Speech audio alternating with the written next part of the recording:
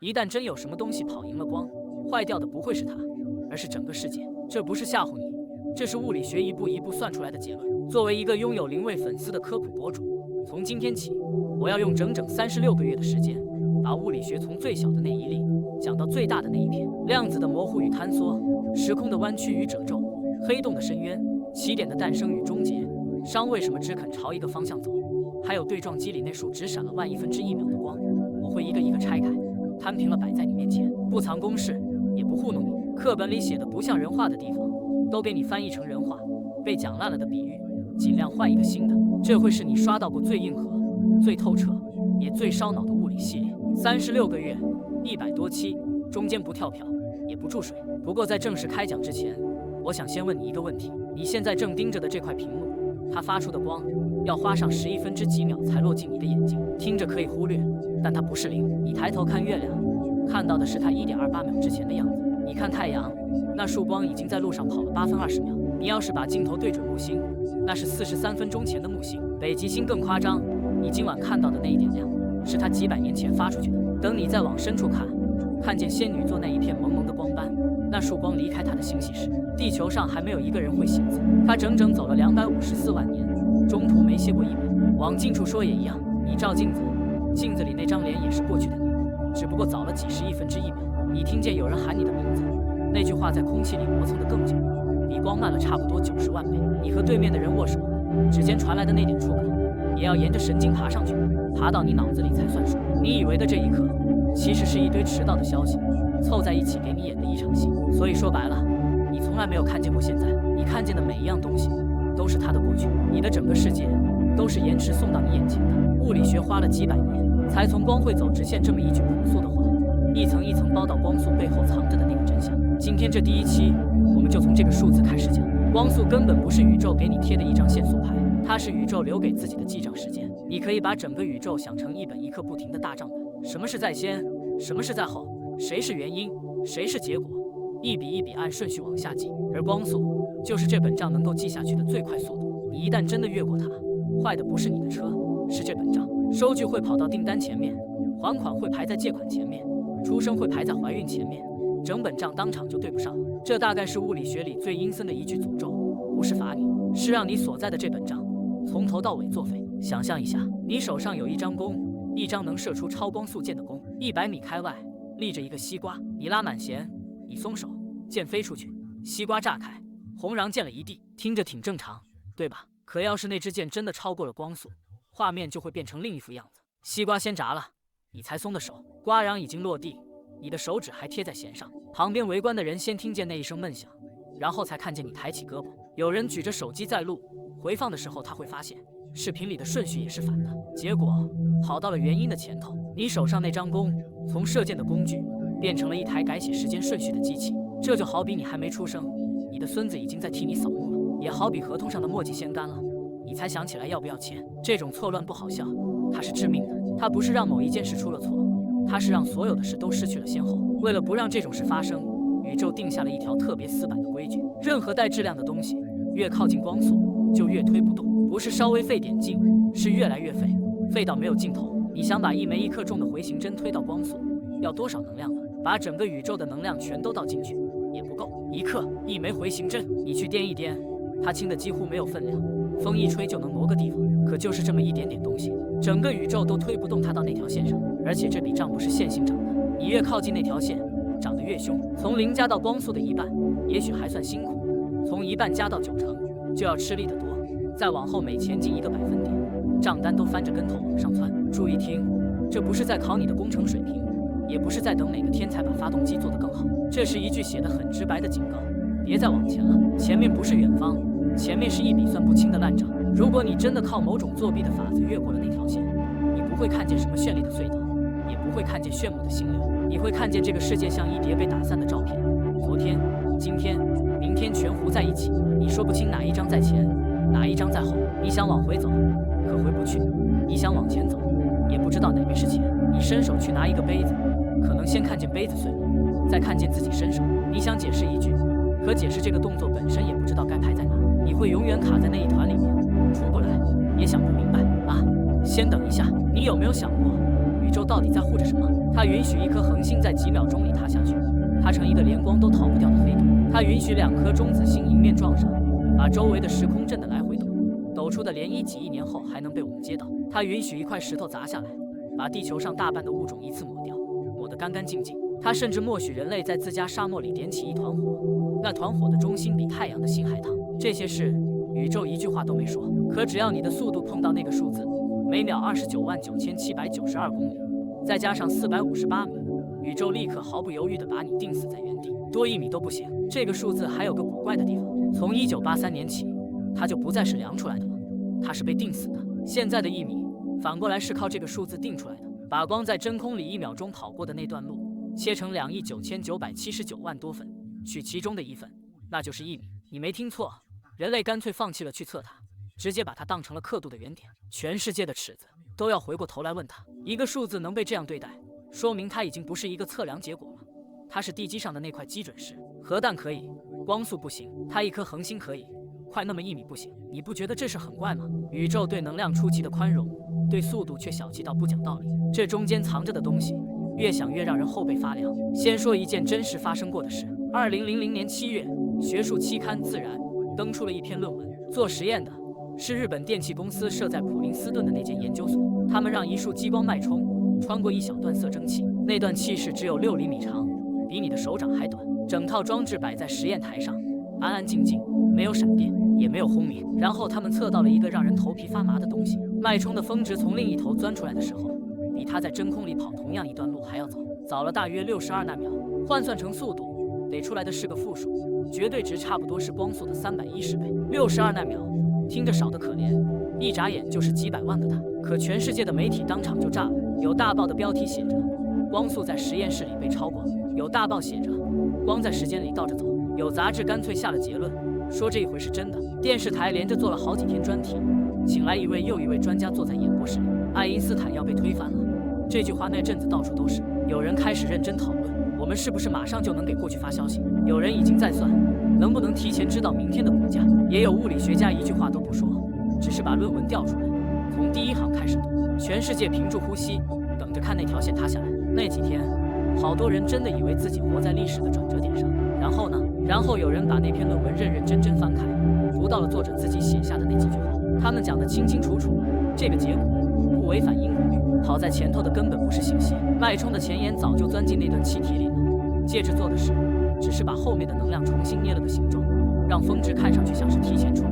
你以为它抢跑了，其实它连起跑线都没碰。真正的信号，1个比特都没有超过光速。就这样，全世界的兴奋被作者自己论文里的几行小字轻轻按了回去。11年之后，同样的戏又演了一遍。那一次是欧洲的中微子，说是比光快了60纳秒，全球又炸了一次。查到最后，原因是一根没插紧的光纤，加上一台走得不准的计时器，结论被撤了回来。你看，人类2次以为自己摸到了那堵墙，2次都是自己看错了。那条线一点没动，它就在那儿，安安静静的，连灰都没掉一层。这件事说明了一句话：光速这条线不是工程问题，不是技术瓶颈，也不是我们暂时不够聪明，它是写在宇宙总账第1页上的铁律。那它到底在守什么呢？答案只有2个字：因果。就这2个字撑着整个宇宙的秩序。因果这2个字说白了特别朴素，你按下开关，灯才亮，你先切到手才会疼。我打你一拳，你觉得痛，是因为信号顺着神经跑进了你的脑子。你今天走到这一步，是因为你昨天做了那个决定。锅先热，油才响，风先起，叶子才动，你先松开手，杯子才落地。你这辈子经历过的每一件事，没有一件是结果先来的。你可能会说，这不是废话吗？对，就是废话。可宇宙为了让这句废话一直成立，付出的代价大得吓人。这个世界上所有的事都守着同一个顺序，先有原因，再有结果。这个顺序就是宇宙运转的底子，而光速就是这个顺序能被传递出去的最快速度。你可以把它想成宇宙记账的手速，手速是有上限的，谁也不许抢在比前面。任何一件事想要影响到另一个地方，那份消息传过去的速度绝对不许超过光速，哪怕是引力这种级别的东西，也得老老实实排队。太阳要是这一刻突然没了，地球不会立刻甩出去，它还会安安稳稳地绕上8分20秒，然后才知道出了事。2017年，2颗中子星在1亿3000万光年外撞在了一起，引力波和光同时上路，一起跑了1亿3000万年。到达地球的时候，2者只差了1.7秒。跑了这么远，谁也没有超过谁。你再看看今天的火星探测器，地面发一条指令过去，最快也要几分钟，慢的时候要20多分钟。你在这头急得跳脚也没用，宇宙不给任何人开后门，一次都没开过。好，现在问题来了，如果你真的超光速了，会发生什么？很多人觉得，不就是飞得快一点吗？早点到火星，早点到半人马座。错了，你错的离谱。你拿到的不是一艘更快的船，你拿到的是一根能把整本账烧掉的火柴。我们来做第二个思维实验，这一次给你一台超光速对讲机，信号速度是光速的2倍，10万公里之外立着一座信号塔，你按下按钮，信号飞出去，塔上的灯亮，整件事从头到尾一切正常，对吧？可是，在另一个人眼里，画面完全不是这样。这个人正坐在一艘高速飞行的飞船上，从你身边掠过去，速度会把时空拧一下，也会把2个地方的先后顺序拧一下。这件事有个名字，叫同时的相对性。说白了就是，你这儿的现在和他那儿的现在根本不是同一条线。他跑得越快，那条线歪得越厉害，歪到一定程度，在他的角度上，事情就成了这样：塔先亮了，然后你才按的按钮。他没有看错，他的表也没有坏，你按的那一下和塔亮的那一下，在他的账本上就是这个顺序。这不是视觉错觉，也不是什么哲学问题，这是从相对论的方程里一步一步推出来的结果。只要允许有东西超光速，你就一定能找到某个观察者，让他亲眼看见结果排在原因前面。换个角度说，只要有一个人能看见结果先于原因，那这件事在物理上就已经出事了，不管别人看见的是什么。而在物理学里，这2句话是同一件事，超光速等于时间倒流。时间倒流听起来挺酷的吧？冷静1秒，你真的想清楚后果了吗？如果消息可以回到过去，你就能给1小时前的自己发一条，别发这条消息，会出事。1小时前的你收到了，于是你决定不发。可你不发，这条消息就不存在。消息不存在，你就收不到警告。你没收到警告，你就会去发。你发了，消息就存在了。消息存在了，你又收到了警告，你又决定不发。这笔账来回打转，永远压不平。你把它演100遍，100遍都卡在同一个地方。你还可以把它换成别的样子，结局一模一样。你回到过去，拦住了自己的爷爷，那你就不会出生。你不会出生，谁去拦他呢？没人去拦，你又出生了。你去买昨天开出的彩票，钱一到手，你就改了昨天。昨天一改，那串号码还是不是原来那串呢？你救了那个本来会出事的人，那你当初就没有理由回去救他。每一条路都通向同一个地方，这件事既发生了，又没发生，这不是烧脑，这是逻辑本身在冒烟。你要是想给它打个补丁，比如说时间会自己修复，或者会分出另一条时间线，那你就得再往里塞一整套新的物理。可现有的方程里没有这个补丁，方程只给了一个最省事的办法，从一开始就别让任何东西跑荧光。这不是科幻片里的设定，这是严谨的逻辑一步都不肯让地推出来的死结。一旦允许超光速，这样的死结不会只有一个，它会像煤一样长满整个宇宙，让因果这条链子从中间断开，让所有的物理定律在一瞬间变成废纸。所以你看，宇宙不是不想让你跑快一点，是它真的经不起这种折腾。你要的只是一趟更快的旅行，可它要护住的是所有事情还能分出先后这件事。这里必须请出一个人。1905年，瑞士伯尔尼，一个26岁的年轻人在专利局上班，头衔是3级技术专家。他每天的活儿是审那些送上门来的申请，一份接一份，枯燥得很。那几年经过他手的申请里，有一类专门讲怎么把2个城市的中对准，让他们分秒不差。那是电报和铁路的年代，时刻表要是对不上，火车就会撞车，所以这类专利特别多。别人在那些图纸上看到的是电线和齿轮，他看到的是一个问题：所谓同时到底是什么意思？2件发生在不同地方的事，凭什么说他们是一起发生的？谁说了算呢？你要判断他们同时，你总得先把消息传过来吧。可传消息本身就要花时间，别人急着把钟对准，他先去问这2个字凭什么成立。就是这么一个听着像抬杠的问题，撕开了宇宙最深的一道口子。那一年他还没有教职，没有实验室，也没有经费，桌上只有一摞别人的申请书。他叫爱因斯坦，他发现的东西反常识到离谱。这个宇宙里的每一样东西，在4维时空里的总速度永远等于光速，一点不多，一点不少。你可以把它想成一份固定的预算，每个人每样东西手里都攥着同样多的一份速度，谁也不多，谁也不少。你只能决定把它花在哪儿，花在空间上，还是花在时间上。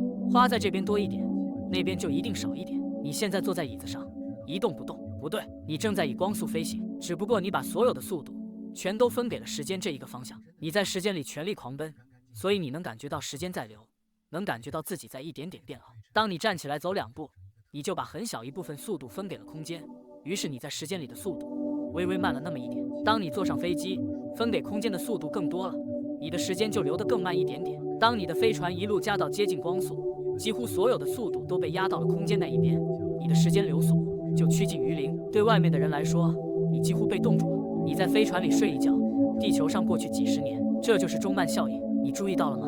从头到尾，你手里那份预算1分钱都没有多出来。你不是变快了，你只是把钱从时间那一栏挪到了空间这一栏。你也可以反过来理解一件事：光本身把全部的速度都给了空间，一份都没留给时间。所以对一个光子来说，出发和到达是同一个瞬间。它从仙女座跑了254万年才到你眼睛里，在我们看来长得吓人，可在他自己那儿1秒都没过。这不是理论，这是每天都在发生的现实。高空里，宇宙线砸进大气层，会打出一种叫妙子的粒子，它的平均寿命只有2.2微秒。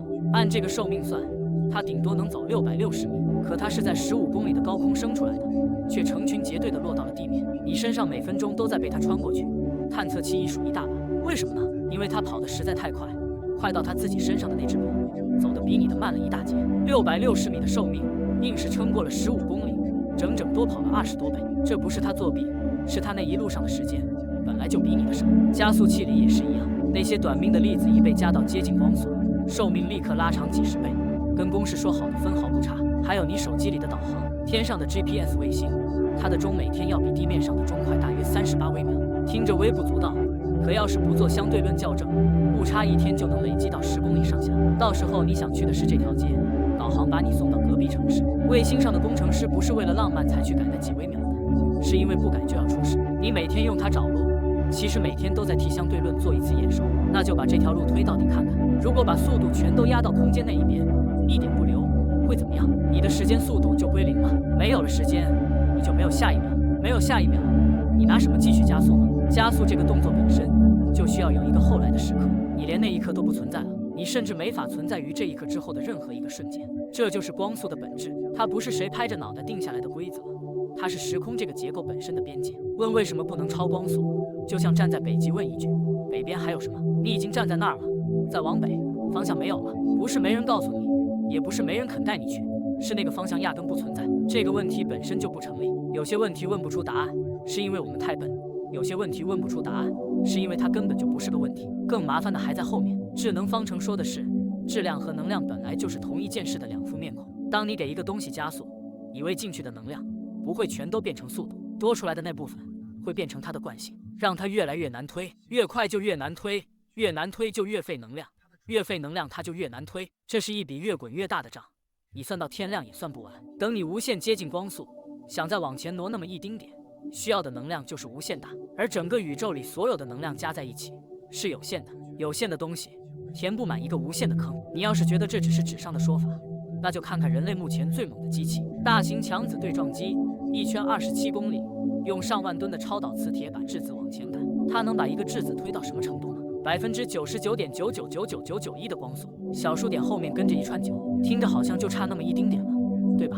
可就是这最后一点点，你把整个欧洲的电网都接上去也补不完。你追加的每一度电，绝大部分都变成了那个质子的惯性，只有一丁点变成速度，而且越往后，那一丁点越小。你能做的，只是把那串9再往后添1位。你可以添到100位、1000位，可你永远添不出一个1，它会一直是9。你看，宇宙根本用不着等你撞上那条线，在你的指尖摸到它之前，你就已经被自己那笔账压垮了。哦，你现在可能想问，那人类就永远被困在这儿吗？其实没那么绝望。你去把规矩的原文再读一遍，一个字一个字的读。任何携带信息的东西，在空间里面不能超过光速。关键词在哪儿？在空间里面这4个字上面。宇宙管的是你在空间里跑多快，可要是根本就不在空间里面走呢？要是动的那个东西是空间本身呢？这一条规矩里一个字都没有提，法条写到哪儿，管到哪儿，没写到的地方就是留给聪明人的缝。科学家顺着这个缝给出过3个方向，一个都没有违规。第一个，把空间叠起来，你把宇宙想成一条晾着的长毛巾，你要从这头爬到那头，得爬很久。可要是有人从两边一推，把毛巾堆成一团，这头和那头就贴在一起了，你抬脚一步就跨过去。你没有超速，你连快都没快，你只是把路变短了。裁判掐着秒表看你，会发现你规规矩矩，一点没犯规。你没有跑赢光，你只是没有走那条长路。这一步跨过去，秒表上的读数不会替你难堪。问题在于，谁来推这条毛巾呢？要把空间捏成那个形状，需要的东西一样离谱。第二个，虫洞。1935年，爱因斯坦和他的合作者从方程里翻出了一种结构，理论上能把相隔极远的两个地方直接接通。你从这一端进去，从宇宙的另一头出来，听着很美，麻烦也很实在。这种通道天生就像它的比你走过去还快。要把它撑住，得有一种带负能量的奇异物质。这种东西人类到今天连一克都没见过，也不知道它到底存不存在。所以虫洞现在只活在方程里，活在纸上。你可以把它理解成一份写得很漂亮的施工图，图上画着一座桥，可这世上还没有人见过造桥的那种材料。第三个，也是眼下被最认真研究的一个，叫曲速引擎。1994年，一位墨西哥物理学家把它从方程里解了出来，后来大家就用他的名字管它叫阿库别瑞引擎。他的思路很怪，怪到你第一次听会愣一下。他不推飞船，他推的是飞船周围的空间，把前面的空间压紧，把后面的空间拉开，中间做出一个泡泡，飞船就安安静静待在泡泡中间。相对于泡泡，你的速度是0，你连安全带都不用系，因为你根本没有在加速，没有超速，没有时间变慢，也没有那笔越滚越大的能量账。可等泡泡带着你停下来，你已经越过了几千光年，听着像是赢了，对吧？这里得把话说清楚，这个东西目前只是一个理论解，它同样需要负能量，需要的材料人类还没找到，需要的能量也是个天文数字。这些年有人把他的方案改了又改，把能量的账单一次次往下压，但也就是压到纸面上好看一点。有人算出来要用掉一颗行星的质量，后来又有人把它压到一颗小行星。可就算这样，也没有人知道那些负能量该去哪儿找。它现在是一页纸上的数学，不是车间里的图纸。话说到这个份上，不是要泼冷水，是不想骗你。这3条路没有一条是明天就能上车的，可他们至少证明了一件事，那条线拦住的是在空间里横冲直撞的你，不是所有的可能性。门是锁着的，可墙上还留着几扇窗，只是眼下还没有人够得着。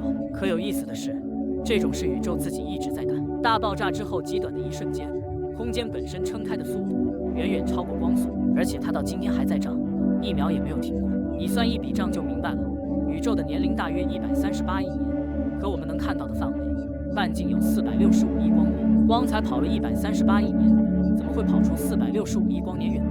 因为它一边跑，脚底下的路一边在变长。同样的道理，在大约140亿光年之外，那里的星系相对我们推开的速度早就超过光速了。他们没有违规，一条都没有，因为不是他们在空间里跑，是他们脚下的空间在长大。规矩管的是船，从来没有管过海。你在船上怎么跑，宇宙盯着你，可整片海往外长，他一句话都不说。为什么呢？因为空间自己长大，并不会把消息送到任何地方去。没有消息，就没有原因和结果的错误，账本还是那本账本，一笔都没乱。你看，规矩定得多精准，他管的从来不是速度这个数字，他管的是先后这个顺序。所以人类要找的，可能从来就不是一把砸开规矩的锤子，而是一种把规矩读到骨头里的聪明。现在回到最开始那个问题，宇宙为什么死死守着这条线？因为它守着的那样东西，比黑洞，比恒星，比整个星系都要重要。你的过去是真真切切发生过的，你的现在正在实实在在的进行着，你的未来还没有被任何人改写过。你昨天说过的那句话，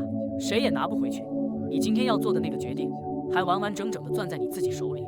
你明天要走的那条路，没有一份剧本提前写好，没有因果，宇宙连1秒钟都撑不住。光速这个冰冷的数字，是宇宙为了让真实这2个字成立付出的最低价钱。它不是拴住你的那把锁，它是让你能站直的那块地。所以下一次，当你在夜里抬起头，看着那些又小又亮的点，请你记住，那束光离开它的星球，可能已经几百万年了。这一路上，它一次也没有超近道，1秒也没有多赶，它就这么守着规矩，一路排着队，掐着点，落进你的眼睛里。